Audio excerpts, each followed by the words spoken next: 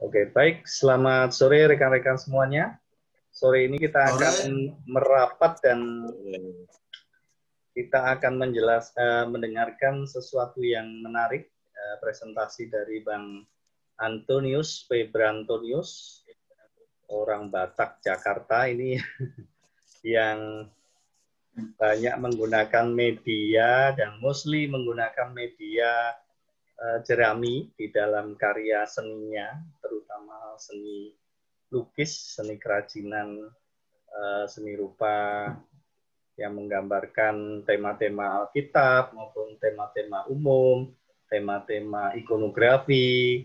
Nah, ragam tema ini nanti akan dijelaskan bagaimana teknisnya juga dan bagaimana beliau memasarkan karya-karya tersebut sehingga orang bisa mengapresiasi jenis karya yang unik seperti ini. Nah, silahkan waktu dan tempat kita persilahkan untuk Bang Febrantonius untuk mempresentasikan sepenuhnya.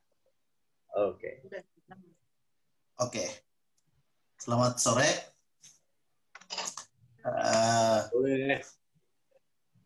Jadi kita bicara tentang biografi dulu lah ya. Ya. Untuk sebagai pembuka,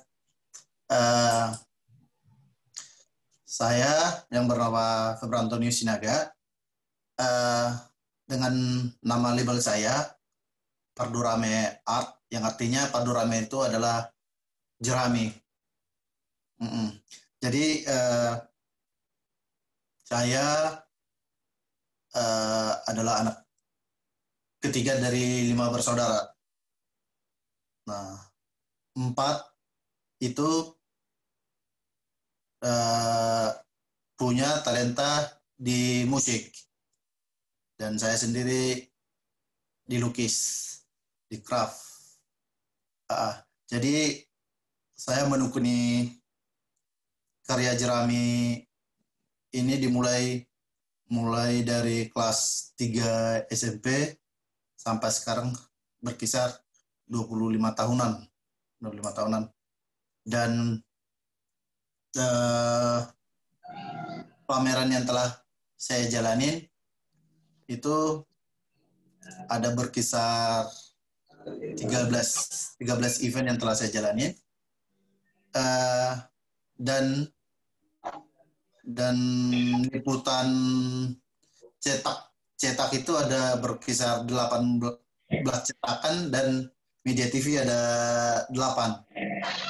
Ya, puji Tuhan, semuanya itu proses yang saya jalanin sampai saat ini. Ya, itu tentang biografi saya.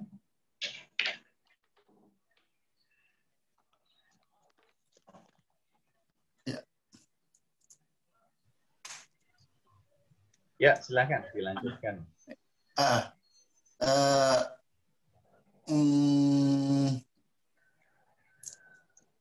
Penjualan yang saya ikutin biasanya ya lewat pameran ataupun individual, ataupun saya lebih banyak bercondong ke penggalangan dana. Jadi saya dari gereja tradisional, saya sering diundang untuk penggalangan dana untuk gereja. Nah, itulah kegiatan-kegiatan yang saat ini yang saya tekunin. Ya Mas Wisnu. Ya, silakan langsung dengan presentasi videonya bisa diputarkan. Ya.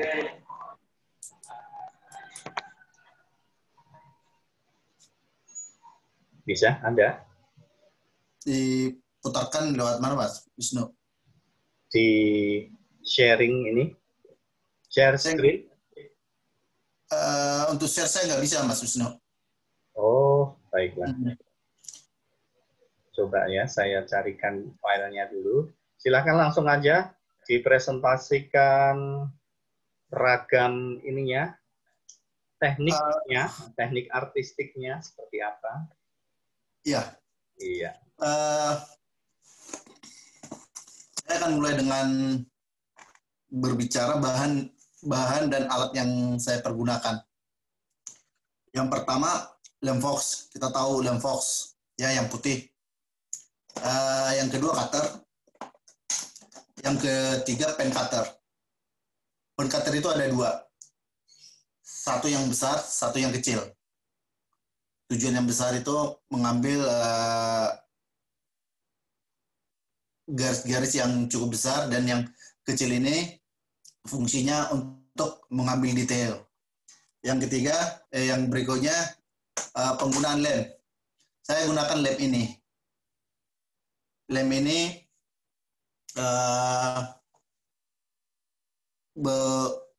bersumber dari tempat saya, Rame dan Sana, dan ini saya datangkan dari sana, bukan dari sini. Alasannya karena lem ini, dia menurut saya, dia punya perekat yang tidak terlalu cepat dan baunya tidak terlalu menyengat. Jadi kita untuk pemakaian agak lumayan safety. Nah, tentang bahan yang saya pergunakan. Bahan yang saya pergunakan untuk lukisan saya itu jerami. Jerami ini berada di atas ulos. Ulos itu kain tradisional dari Batak. Nah, pertanyaan, kenapa harus saya menggunakan ulos? Karena ulos adalah salah satu alat yang mencerminkan tradisional orang Batak, ciri khasnya. Yang sebenarnya jenis yang saya pakai itu yang namanya regi hotang, itu termasuk ulos yang sudah benar-benar langka di dunia orang Batak. Nah, makanya saya menggunakan ulos ini, mengangkat ulos Batak ini sebagai kolaborasi dengan jerami. Itu alasan kenapa saya menggunakan jerami. Nah, yang berikutnya masalah jerami. Jerami yang saya pakai itu adalah jerami pilihan.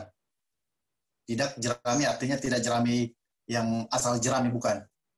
Jerami yang saya pergunakan itu adalah jerami yang dia punya ketebalan, dia punya diameter hampir 1 cm, dan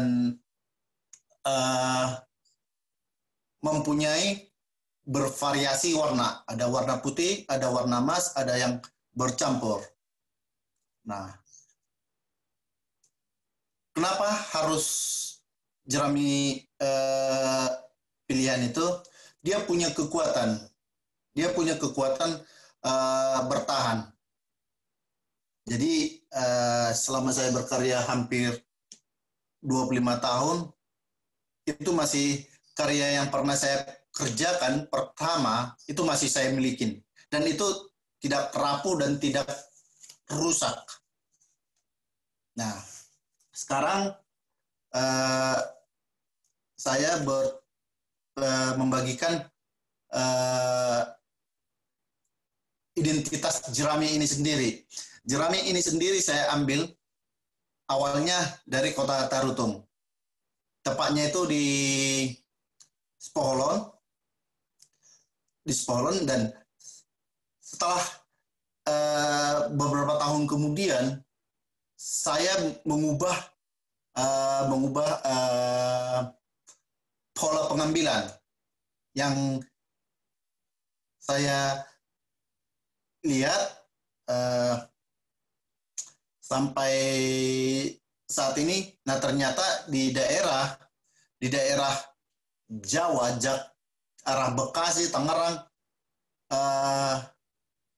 dia memiliki jerami yang hampir sama dengan yang di daerah. Nah, sekarang saya berbicara tentang pola pengambilan. Tempat untuk pengambilan bahan jerami, waktu yang kita gunakan itu berkisar jam 10 sampai jam 4 sore. Karena untuk pengambilan jerami itu, dia membutuhkan terik panas yang membuat jerami itu kering. Jadi di saat dia benar-benar kering, baru artinya kita mengambil jeraminya. Jadi benar-benar pemilihan yang sangat selektif untuk bahan jerami itu. Nah,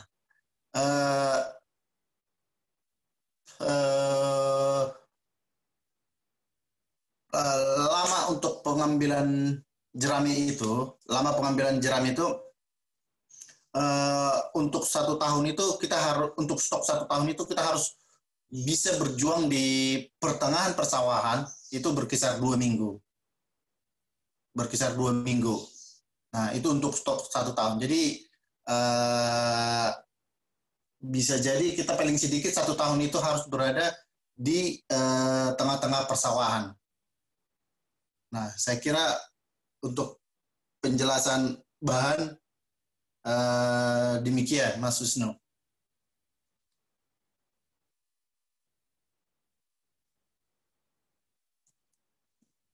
Ya, halo Mas Wisnu.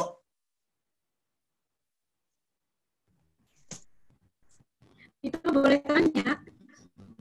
Ya, boleh. Ya, silakan. Langsung Silakan. tanya aja. Waktu mulai SMP itu,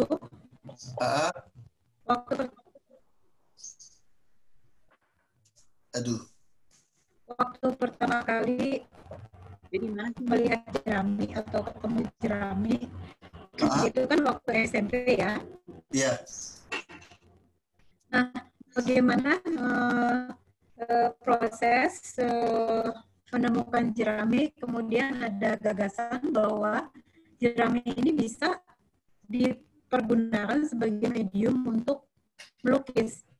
Apakah itu Antonius sudah punya sebelumnya pernah melukis atau punya kebiasaan menggambar, atau bagaimana cara menempatkan ulos di atas jerami itu awal-awalnya itu bagaimana sehingga akhirnya membentuk akhirnya terpikir untuk menggambar, atau kan yang gambar-gambar yang kita lihat sekarang ini kan yang ada sekarang gitu ya, tapi itu udah melewati proses yang panjang sejak penemuan media rami itu atau jerami itu, atau bagaimana sebenarnya awalnya itu juga dengan jenis padi tertentu kan?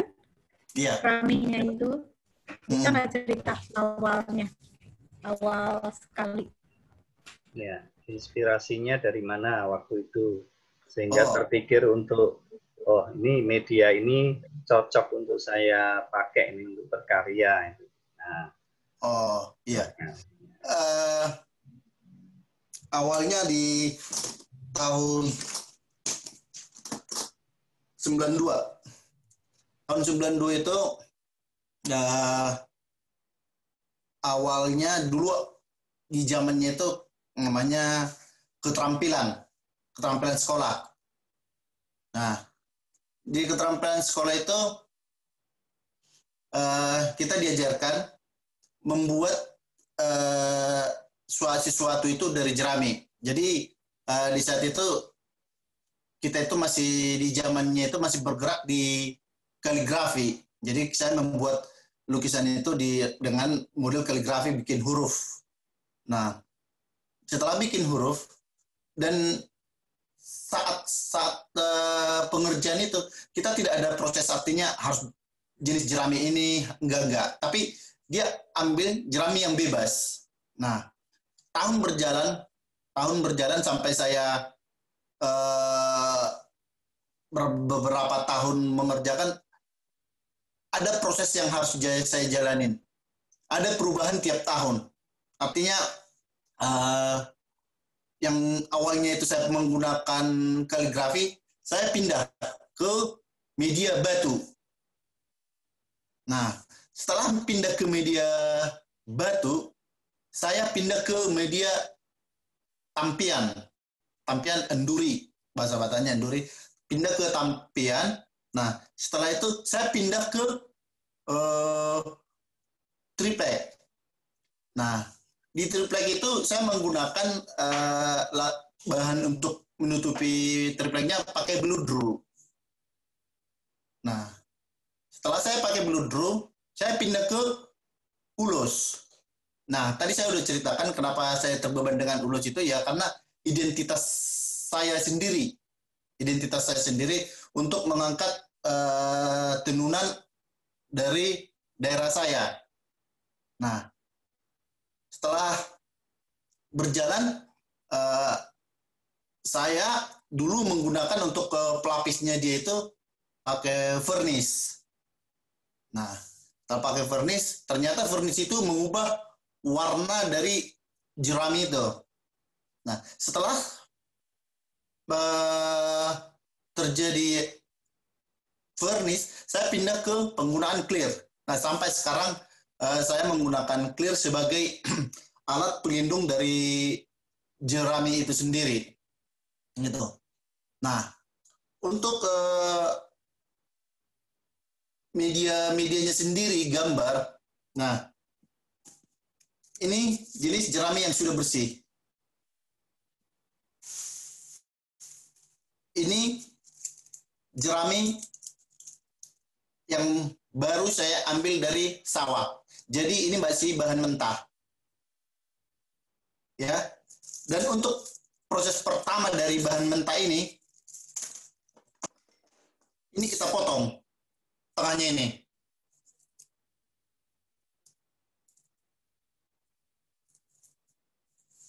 Nah, dia akan menghasilkan belahan yang seperti ini.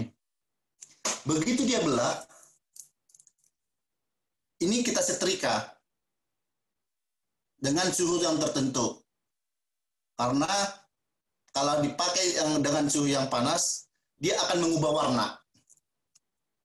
Jadi kita pakai suhu tertentu. Nah, setelah disetrika, hasilnya akan seperti ini. Jadi dia melebar. Nah, baru kita kembali ke belakang dulu. Ini adalah jenis jerami pilihan dengan ukuran segini. Ini ukurannya. Jadi tidak semua jerami yang ada di persawahan itu memiliki batang padi yang setinggi ini. Kalau IR36, dia hanya sebatas sebesar ini. Dan dia itu bahannya itu rapuh. Jadi ketika kita belah, dia akan patah.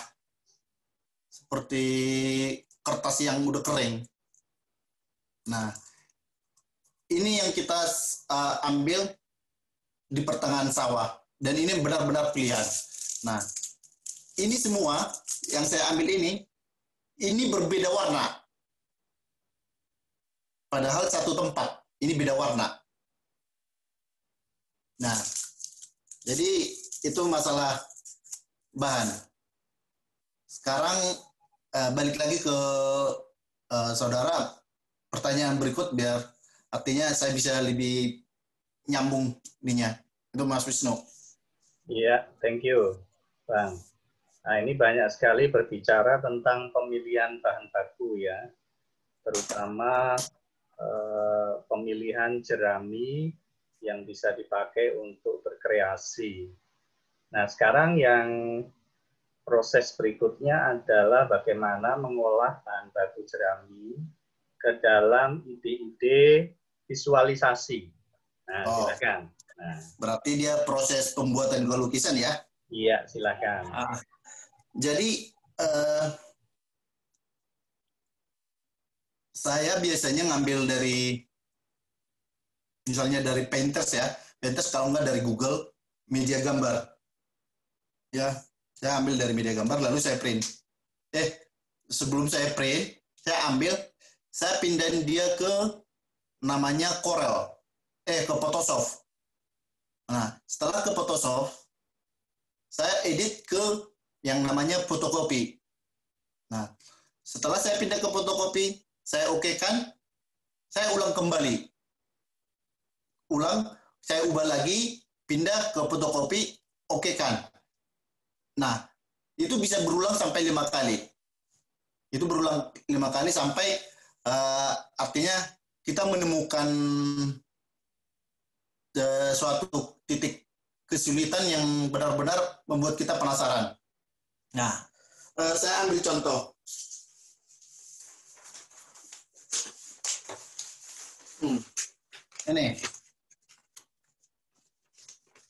Ini kelihatan nggak Mas Wisnu? Ya, kelihatan. Kelihatan ya. Teruskan. Ini adalah gambar kenaikan Tuhan Yesus. Nah, prosesnya ini awalnya adalah gambar real. Tapi saya pindahin ke fotokopi, saya pecah beberapa kali, ya hasilnya maksimalnya seperti ini. Nah, setelah terjadi gambar yang seperti ini, untuk proses penempelan bahan jerami, ini bagian belakang, ini gambar, bagian belakang ini kita olesin semua lem yang menggunakan lem yang tadi saya bilang lem goat. Kita taburin semua lem sampai merata dan kita tunggu beberapa menit, lalu kita susun jeraminya satu persatu. Jadi ini disusun semua sampai penuh. Susun semua. Setelah ini disusun semua, ini bisa kita diamkan selama 2 hari. Alasannya kenapa sampai 2 hari? Artinya jerami ini dengan kertas yang ada di sini menyatu. Jadi ketika kita mengerjakan tidak lepas. Nah, proses yang berikutnya, jerami di belakang, gambar di depan ini. Oke? Nah, setelah hari ketiga, kita pakai pen cutter yang saya bilang tadi, itu mencongkel yang warna hitam semua.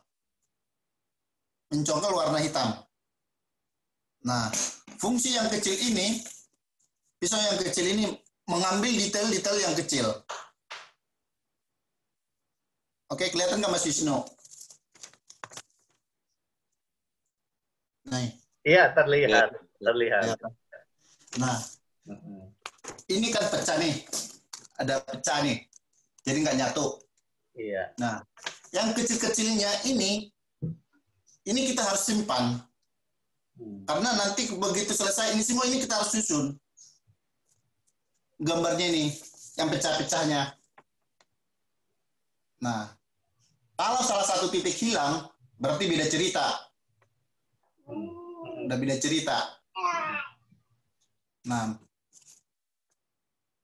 jadi kita harus susun sedetail mungkin. Dan pencongkelan satu karya ini pekerjaan saya yang paling, ya bilang lebih simpel lah ya. Ini membutuhkan proses 2-3 hari. Nah, kalau saya ambil contoh yang akan saya bawa, yang belet ya, ini jauh lebih banyak yang harus kita simpan, pecahan-pecahan jeraminya.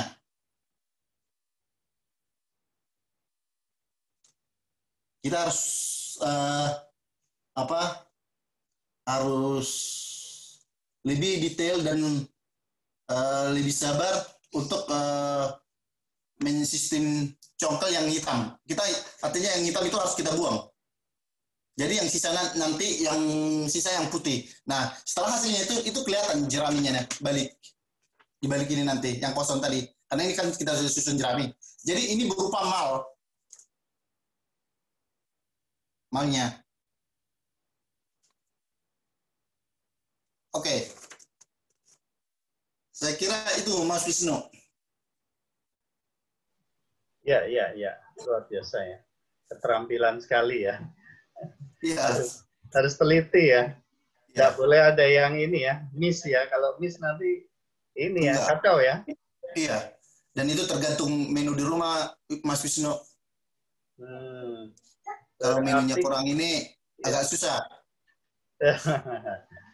Ini Bang Febrantonius biasanya berkarya seperti ini berdasarkan order dulu atau bagaimana? Biasanya saya berkarya itu tergantung keinginan kita untuk membuat suatu karya itu. Kalaupun misalnya ada misalnya permintaan dengan gambar yang telah kita sediakan, sistemnya seperti itu Mas Wisnu. Jadi kita menyediakan beberapa jenis gambar dan menawarkan ke orang, bukan artinya orang yang pingin saya seperti ini, enggak. Jadi saya menyediakan beberapa jenis gambar, lalu saya menawarkan. Nah, kalau saya mengikuti pola dari si pembeli bisa, tapi artinya saya membutuhkan proses yang sangat panjang. Gitu Mas Wisnu. Berapa lama ya untuk menghasilkan sebuah karya kira-kira ya?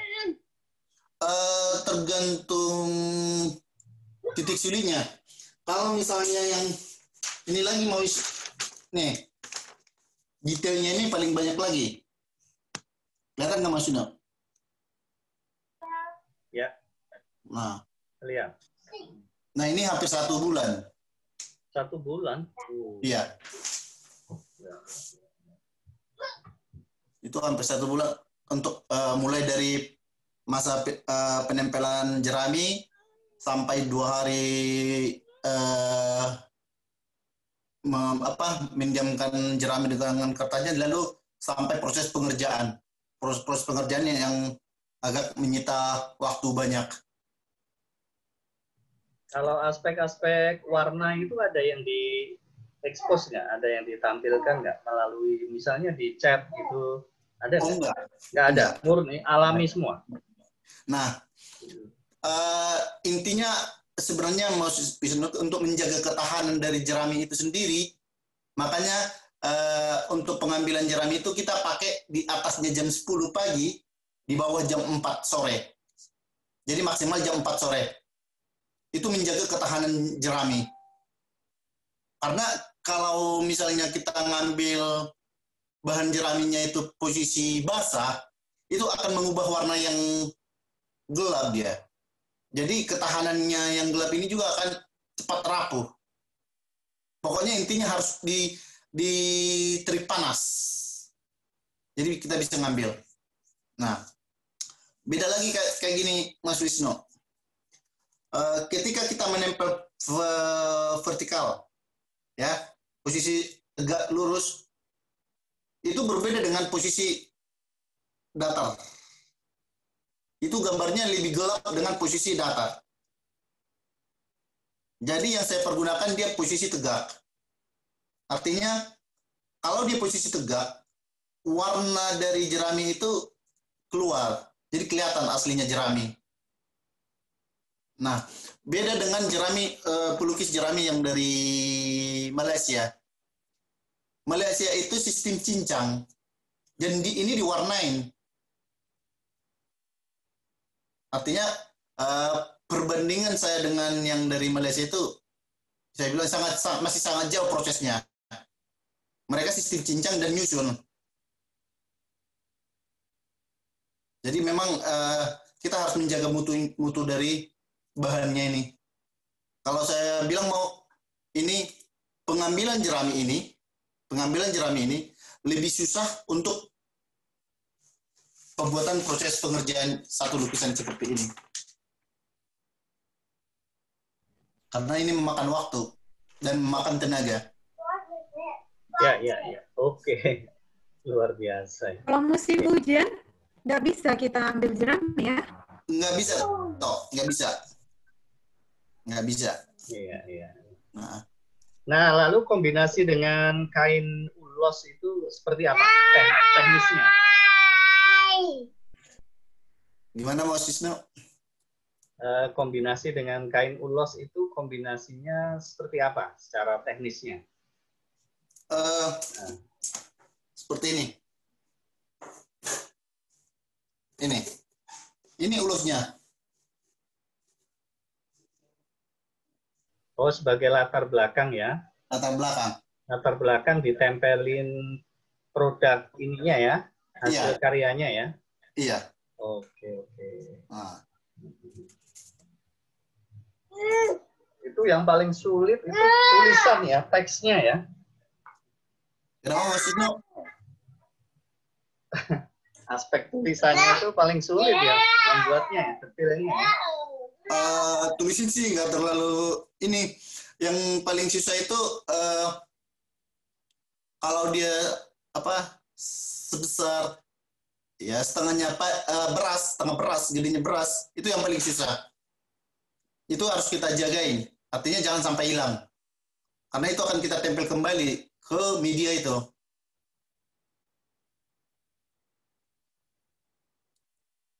Iya, menarik.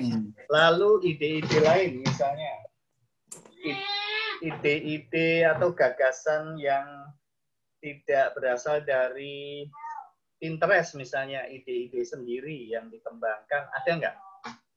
Ada yang gambar dari awal. Nah, itu gambarnya yang agak-agak simpel lah ya.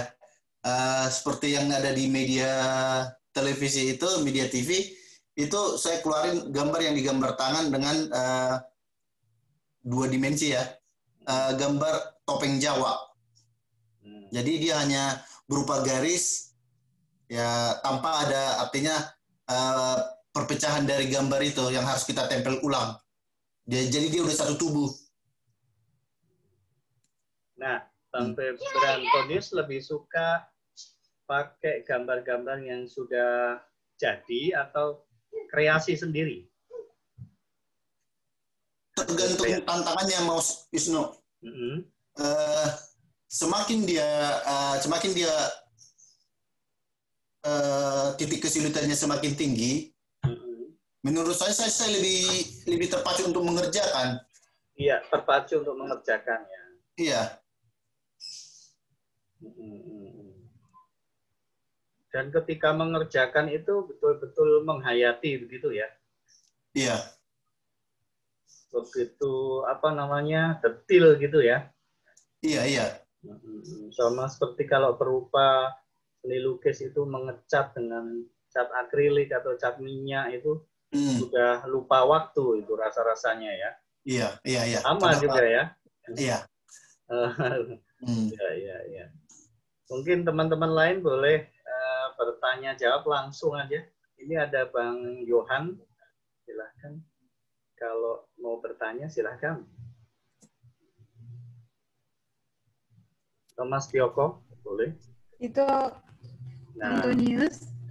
Kalau jadi media jerami itu harus siap lebih dulu ya, harus ada. Kalau tidak ada jerami artinya kita nggak ada karya gitu. Karena mediumnya jerami. Saya sistemnya kayak gini, sebelum ketika saya jalan berkarya, kalau saya lihat stoknya udah minim, saya stopin dulu berkarya. Artinya jangan sampai karena bahan mentah saya jadi berhenti kerja. Jadi saya harus tetap harus nyari. Nah, seperti ini, segini ini bahan mentah semua. Nah, ini saya persiapkan hanya untuk berkisar untuk 5 bulan. Nah, setelah mencapai sebelum artinya sebelum habis 5 bulan, di bulan ketiga saya udah harus nyari lagi. Jadi harus keliling lagi nyari bahan jerami yang benar-benar bisa saya pergunakan untuk lukisan. Gitu. Yang kendala saya sebenarnya, ya, yang kendala saya itu sering dengan latar belakang ulus, karena ulus ini udah langka itu. Jadi saya harus nyari sampai ke daerah, sampai ke Senen. Jadi harus saya mutar-mutar. Gitu toh. Memang khasnya itu jerami dan ulos gitu ya. Iya. Jerami lalu dikombinasikan dengan ulos gitu ya. Iya. Bang Anton mau tanya nih. Iya, Pak. Apa itu? Wah, menarik ya. Ternyata prosesnya nggak seperti yang kita bayangin. Kalau udah jadi itu rasanya penyebab begitu aja ya. Tapi ternyata cukup ini ya, cukup memerlukan konsentrasi yang tinggi gitu. Nah, saya ada beberapa pertanyaan ini. Pertama, filosofinya ya. Kenapa pakai jerami? Apakah ada makna yang terkandung di dalam material itu? Ya, apakah dia nggak tahu ya, apakah dia berhubungan dengan padi atau ilmu padi? Yang nggak tahu itu. Kedua, karya yang paling besar berapa ukurannya ya? Yang paling besar itu karena semakin besar ini semakin wahnya itu semakin dapat itu ya, misalkan bikin 2 meter kali 3 meter itu mungkin bikinnya 3 tahun itu boys gitu kan, jadi daya gebraknya itu lebih kelihatan gitu ya kalau besar. Ketiga, kuat berapa tahun ini ya, apakah ada disemprot dulu pakai vaksin dulu atau apa gitu. Apa itu misalkan karena pakai disinfektan Mas. Karena usia ini kan cukup mempengaruhi orang untuk mengoleksi ya. Iya. Nah, itu aja sementara ya. Nanti pasti ada lagi 20 lagi nih pertanyaan. Oke, gampang. Diatur aja. Pertama, saya jawab Pak Setioko. Kenapa saya menggunakan media jerami? Konsentrasi di jerami. Jerami ini berada di lingkungan kita yang sering kita abaikan. Sering kita abaikan, sering kita tidak pedulikan. Nah, di Jawa zaman dahulu ini dipakai untuk dibakar untuk sampo. Dan juga ada yang mempergunakan untuk makanan ternak. Ya, merang itu namanya ya. Ya. Kalau di waktu saat saya berpikir, lah, ini sampah kenapa nggak bisa jadi duit? Saya berpikir itu, ini kenapa nggak bisa jadi duit? Nah, proses yang saya jalanin itu panjang untuk mencapai suatu jenis jerami yang benar-benar menjadi pilihan. Nah, mulai dari tahun konsentrasi di usaha 15 tahun yang lalu. Nah, saya berpikir bahwa memang ya dengan keunikan jerami ini bisa menjadi artinya ladang usaha. Ladang usaha dan yang saya perhatikan juga bahwa di dunia ini untuk jadi seorang pembuat karya, saya belum pernah menemukan dengan detail menggunakan jerami seperti yang saya pergunakan. Nah, itu memotivasi saya untuk artinya untuk lebih menekuni berkarya lewat jerami ini. Nah, yang kedua Pak Setioko, masalah besar dan kecilnya. Ya. Ya. Besar kecilnya karya lukisan jerami itu fleksibel, Pak. Semakin dia kecil lukisan, sebenarnya seharusnya harus lebih mahal. Karena ketelitian dan pemotongan jerami ini harus lebih kecil. Lebih susah ya. Lebih susah. Yang seharusnya satu karya normal bisa mengerjakan 2-3 hari, ini bisa seminggu. Tapi bisa juga dong tetap size-nya besar tapi tetap detailnya seperti. Ya, makanya saya bilang Pak, fleksibel. Iya, tergantung besar kecilnya lukisan. Jadi yang pernah dibikin berapa? Rata-rata yang terbesar yang saya pernah kerjakan 90 kali 60. 90 yang perjamuan Kudus. Oh, itu kalau 2 meter atau 3 meter keren itu. Iya, keren. Tapi bahan yang dipergunakan jeramnya itu yang agak lebih boros. Iya. Biar lebih kurus dikit juga nanti. Ya, itu Pak. Baru pertanyaan ketiga apa tadi Pak? Pertanyaan itu usianya berapa itu? Untuk menjaga ketahanan jeraminya, untuk ketahanannya, di awal saya udah katakan bahwa jerami padi ini harus diambil ketika terik matahari. Artinya ketika benar-benar dia kering. Jadi tanpa artinya kita harus pakai pengawet segala macam. Jadi ini benar-benar asli. Nggak pakai pengawet. Nah, ketahanan yang jeraminya mulai tahun karya saya, mulai SMP kelas 2 tahun 92 sampai sekarang tahun 2021. Nggak tahu lah berapa tahun itu masih utuh Pak. Oh ya, warnanya nggak pudar ya? Tadi ya itulah kesalahan yang terjadi di awal. Saya menggunakan vernis. Nah, sementara vernis itu ternyata itu ada zat pewarna di paling, kalau dia ngendap ada pewarna. Jadi dia mengubah warna jeraminya. Digelap dikit kali ya. Iya. Iya. Tapi untuk ketahanan masih artinya masih bisa bertahan. Enggak kena apa ngengat atau apa gitu ya? Enggak, artinya jangan sampai mengandung lembab. Kalau dia di bawah lembab ya pasti rusak. Iya. Varnisnya bisa pakai yang berbasiskan air itu. Kalau sekarang ada produk-produk Mobilek yang basis air itu barangkali nggak terlalu berdampak pada warna-warna gitu. Tapi yang saya temukan Mas Wisnu itu clear lebih aman lah. Clear semprot, ya. Karena clear semprot itu benar-benar bening dan menjaga keutuhan aslinya, warnanya. Oke. Itu cuma di permukaannya berarti. Kalau di baliknya enggak disemprot ya? Enggak usah. Enggak. Oke. Satu lagi, Bang. Yuk.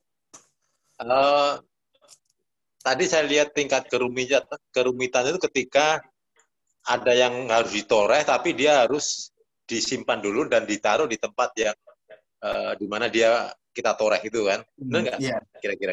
Ya. Yeah.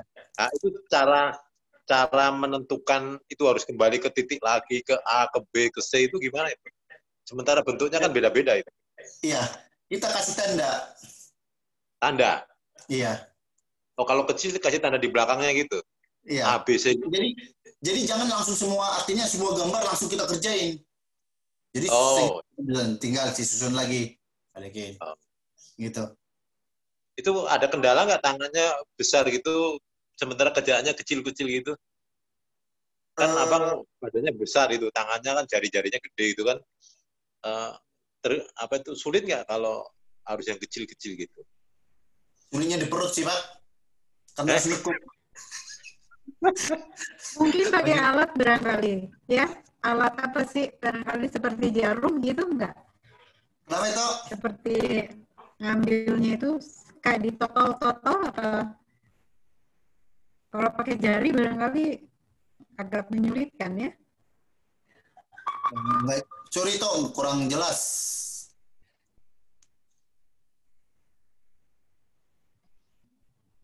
sewaktu menempelkan potongan-potongan jerami itu, apakah ada media yang lain selain tangan, selain jari? Seperti jepitan gitu loh, Bang. Seperti kalau ini kan ada yang Seperti pinset misalnya. Ini Ya. toh. Jadi Oh iya. saya Oke. pakai dua. Iya. Oh, itu alat bantu. Oh iya. Dan Iya. dibantu dengan yang namanya kacamata. wah, Biar nggak keliru ya. Iya.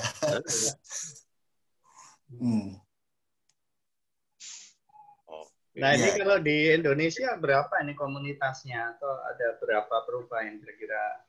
Saya sendiri, Mas Wisnu. Masih sendiri? Masih. Belum ada temannya? Belum. Nah, ini Mas Joko, dicarikan teman. wah nggak ada saingannya tuh, nggak seru nih. Murid-muridnya. Oh. Saya pernah berpikir untuk menurunkan karya ke generasi. Nah, dan ketika mereka saya bawa ke pengambilan bahan, mereka udah mundur duluan.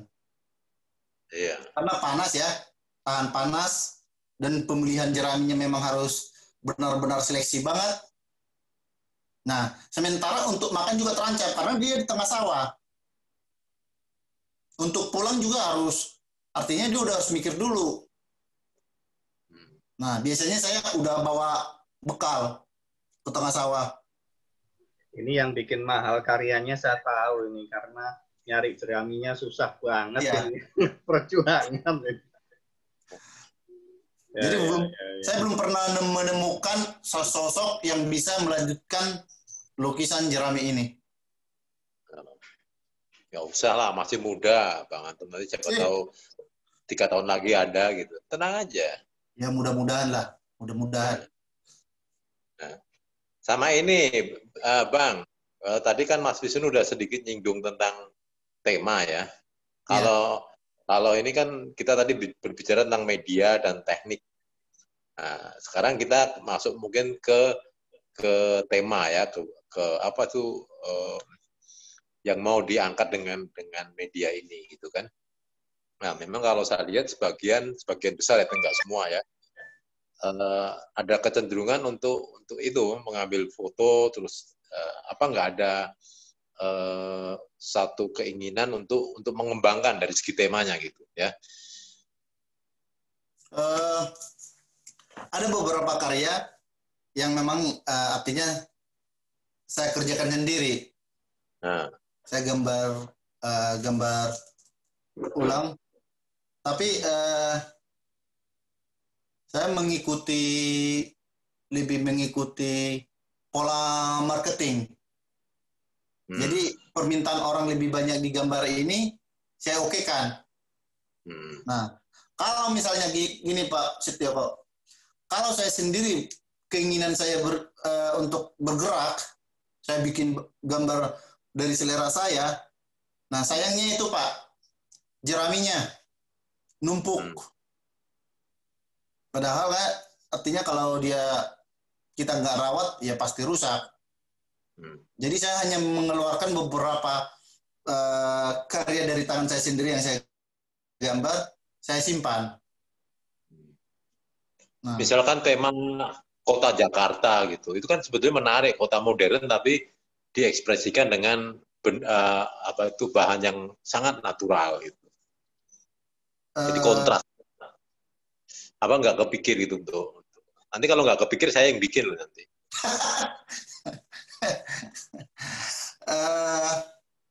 Tergantung ini sih Pak. Gambar yang artinya yang di benak saya itu dia bisa masuk ke media jeraminya atau enggak. Misalnya gambar pemandangan. Gambar pemandangan itu pasti nggak bisa ke jerami. Ya, tapi kalau kota mungkin bisa loh, kota itu. Kota bisa. Bisa. Karena bentuk-bentuknya bisa disederhanakan terus jadi bentuk garis itu kan. Bisa. Kalau ini menurut saya, kalau dari ini strategi menjual karya sih ya. belum tentu tema-tema yang kelihatannya umum orang suka itu bisa laku dengan cepat juga. Tapi justru kadang-kadang di seni itu kan kadang-kadang yang Unik. menarik itu justru uniknya itu kan. Iya. Iya. Yang nggak pernah digambar orang kita gambar. Nah, itu justru Iya. membuat kejutan itu. Iya. Nah, ini saran aja ya, jangan terpaku oleh pasar justru kalau menurut saya. Pasar itu yang harus kita kendalikan.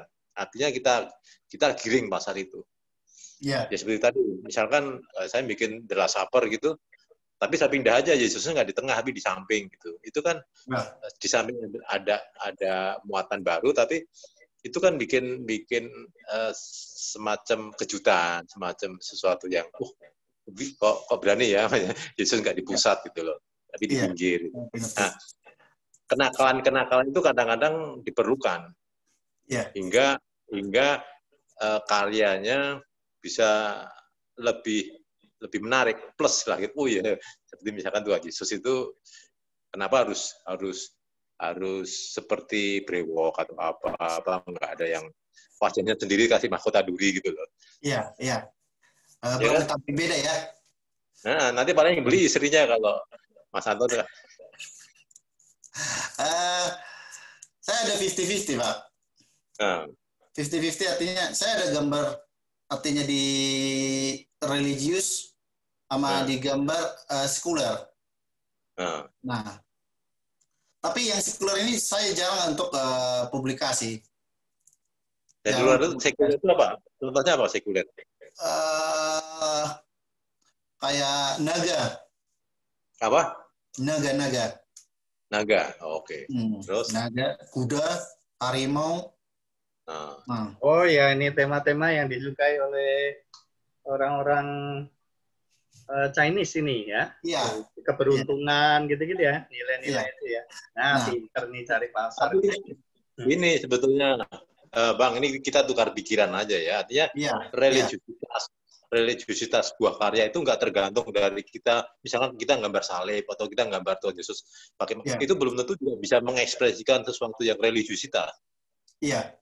Terus sebaliknya, ketika kita gambar cuma telur ceplok atau tempe itu bisa berbicara dan menggugah spirit kita. Apalagi kalau kita tadi kita dengerin sebelum ini diskusinya cukup menarik ketika seni yang mendekati sesuatu yang sesuatu yang ideal itu ketika seni itu dilakukan dengan cinta kasih yang besar. Apapun yang kita lakukan, apapun tema yang kita angkat. Jadi itu mungkin akan memberikan nafas yang lebih hakiki. Apapun yang kita gambar pasti akan menyentuh orang ketika itu dikerjakan dengan ekspresi yang total terhadap ya kalau tadi Pak Ben itu bilang kasih ya, tentang kasih yang besar itu yang akan bisa menghidupi apapun tema yang kita angkat. Religiusitasnya itu, spiritnya itu bisa keluar. Kenapa? Lukisan-lukisan dunia itu yang tidak menggambarkan Yesus bisa menyentuh orang. Tapi banyak karya-karya yang mungkin menyadur ilustrasi dari Barat, tapi ya biasa aja gitu, maksudnya. Oh ya ini udah pernah saya lihat itu. Oh ini, nah ini mungkin bisa dicoba gitu ya. Artinya kalau menurut saya jangan terpaku oleh tema yang sepertinya religius. Seperti Yesus mahkota duri atau apa atau The Last Supper. Tapi kita nggak mengulik hingga itu menjadi sebuah ekspresi religius. Tapi itu sebuah peristiwa perjamuan. Itu aja kalau menurut saya supaya maksudnya lebih karena soal teknik oke lah ya, soal teknik udah menarik gitu. Tapi dari segi tema mungkin itu yang bisa digali terus ya, jangan pernah berhenti untuk menggali itu karena semua seniman selalu resah dengan apa itu sepanjang hidupnya ya, nggak bisa kita berhenti gitu ya. Itu kalau menurut saya, nggak tahu kalau menurut Mas Wisnu. Oh ya nggak ada Mas Wisnu ini. udah gelisah. Baru mau ngomong anaknya ini, aduh. Oke, sambil mengasuh anak ini. Keren. Jadi menarik ya diskusinya ya. Perihal teknis, perihal bahan baku, perihal passion teknisnya. Lalu ya. Pemasarannya oke ya, Bang Febra ya. Pemasarannya diceritakan dikit. Pemasaran ya. Yang tadi saya bilang biasanya saya ya pameran kalau nggak pameran saya mengikuti aksi penggalangan dana. Oh, oke, penggalangan dana ya rata-rata ya. Pameran tunggal, Bang. Pameran tunggal. Nah, gaungnya Jadi makin besar. Iya. Ya. Ngangkat satu tema, saya selalu ngangkat satu tema gitu ya, entah itu apa gitu. Kita digarap terus, kita pamerin tunggal itu. Karena harus begitu. Iya. Kan masih muda, kalau saya kan udah tua, jadi udah nggak kepikir pameran tunggal lagi. Makin tua makin jadi loh. Tua-tua keladi loh. Tua keladi nih. Makin hebat loh. Kita yang muda aja salut ini. Gitu. Luar biasa nih membuktikan Pak Stioko. Ayo terus. Oke. Itulah Pak kira-kira. Antonius, Nah, silakan. kalau dikumpul-kumpul itu karyanya sudah berapa banyak sampai sekarang? Sudah berapa gambar? Sudah berapa? Hampir 70 karya itu. Yang dihasilkan? 30-an ya? 70.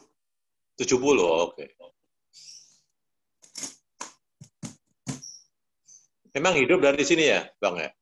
Hidup dari karya ini aja atau ada pabrik sendiri? Saya hidup dari lukisan karena saya nggak bisa diatur.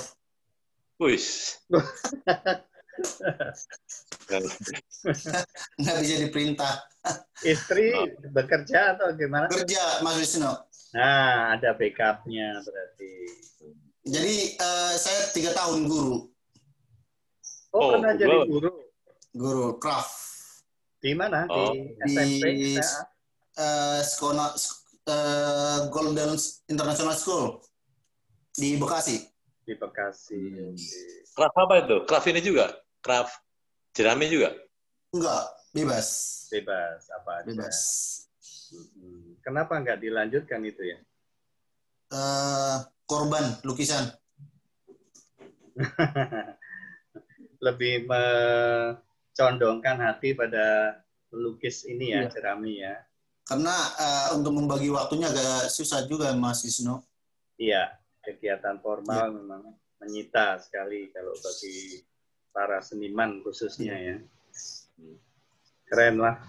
Sore hari ini kita mendapat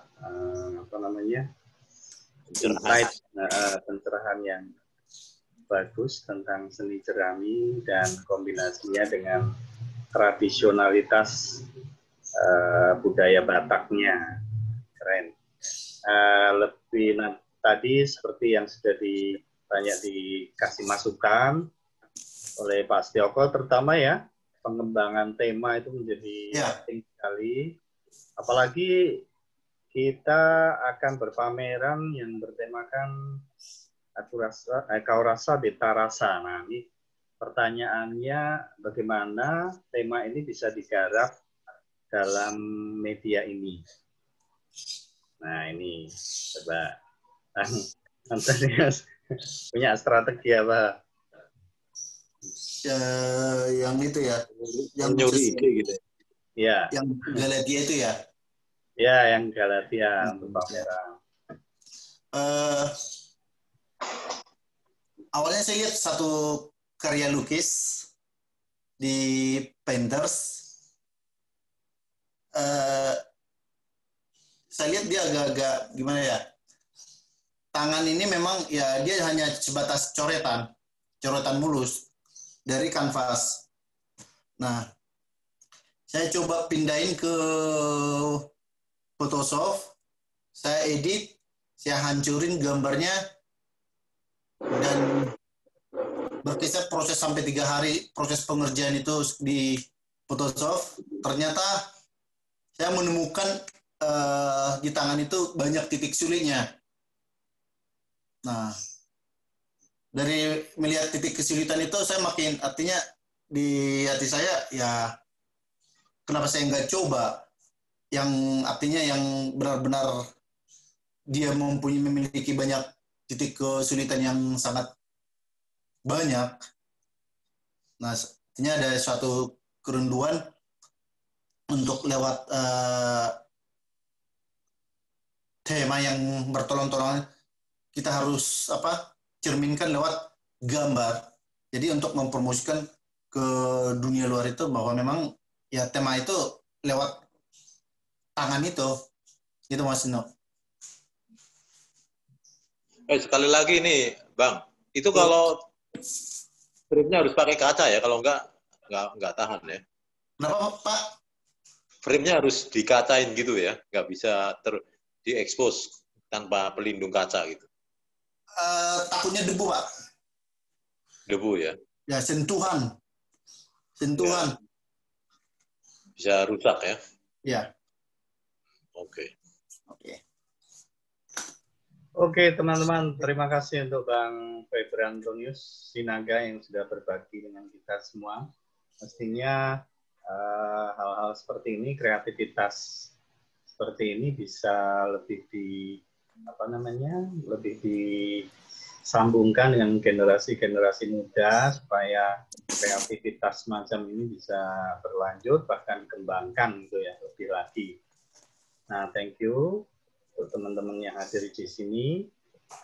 Ya, semoga tema ini berguna untuk kegiatan kita, dan kita akhiri dengan pengambilan foto dulu ya sebelum kita akhiri ya.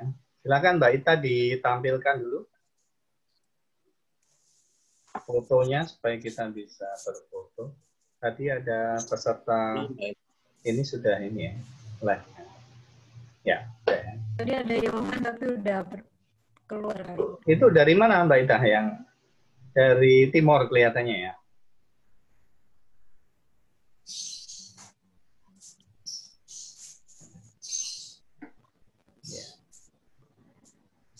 Oke, Mbak Mariana ini selalu hadir loh. Gak pernah dengerin dia aja, Pak. Selalu hadir. Fotonya itu udah tersenyum terus loh. Bisa dihapus nggak itu, Mas? Ya jangan. Dia sepertinya setiap foto di upload itu ada dia tuh. Ada terus ya. Melebihi ketuanya dia tuh. Ini yang justru di belakang layar yang penting nih. Oke deh, kita cukupkan pertemuan sore malam hari ini. Thank you. Oke. Terima kasih Bang Anton. Ya, Januari nanti Sama-sama. kita lanjut di Februari. Kita nantikan program Sapa Kristiani, Sastra maupun Seni Rupa di bulan Februari. Atau masih ada di minggu ketiga, Mbak Ita? Sudah ya? Oke, belum mendengar. Baiklah. Baiklah, kita cukupkan. Thank you teman-teman. Selamat bermalam minggu. Ya, udah. Tuhan memberkati. Ya. Udah. Tuhan berkati. Terima kasih untuk Abraham. Sama-sama. Berita. Kapan pulang Jakarta? Oh.